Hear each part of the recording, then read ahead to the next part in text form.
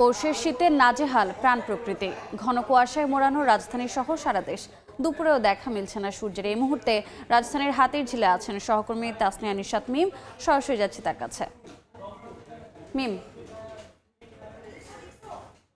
উত্তর পশ্চিম দিক থেকে কিন্তু বইছে ঠান্ডা বাতাসের প্রভাব কিন্তু পড়েছে রাজধানী ঢাকাতেও। সকাল থেকে কিন্তু দেখছি আমরা এখানে রাজধানী ঢাকার বিভিন্ন জায়গায় ঘুরে যেটি দেখছি যে সকাল থেকেই কিন্তু সূর্যের দেখা নেই এবং এই কারণে কিন্তু শীত বেশি অনুভূত হচ্ছে বলে কিন্তু জানাচ্ছেন রাজধানী ঢাকার বিভিন্ন বাসিন্দারা। এবং আমরা যেমনটি জানি যে গতকাল রাতে কিন্তু ঘন কুয়াশার কারণে শাহজালাল আন্তর্জাতিক বিমানবন্দরে কিন্তু নামতে পারেনি 8টি আন্তর্জাতিক ফ্লাইট।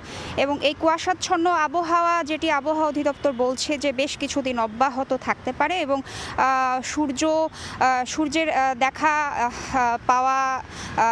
পাওয়ার বিষয়ে যেটি বলছে আবহাওয়া অধিদপ্তর যে সূর্যের দেখা পাওয়া নাও যেতে পারে বলে কিন্তু তারা জানাচ্ছে।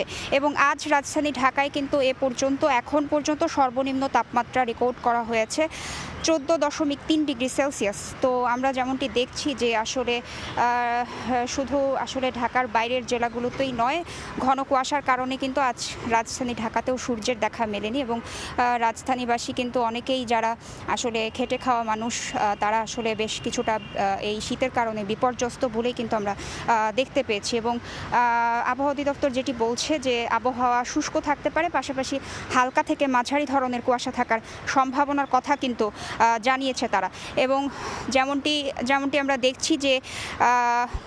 দেখছি যে এই কুয়াশাচ্ছন্ন অবস্থা কিন্তু আগামী কয়েকদিন থাকতে পারে বলে কিন্তু জানাচ্ছে আবহাওয়া অধিদপ্তর। তো রাজধানীর হাতিরঝিল থেকে এই ছিল আমার কাছে আজকের শীতের বিষয়ে সর্বশেষ।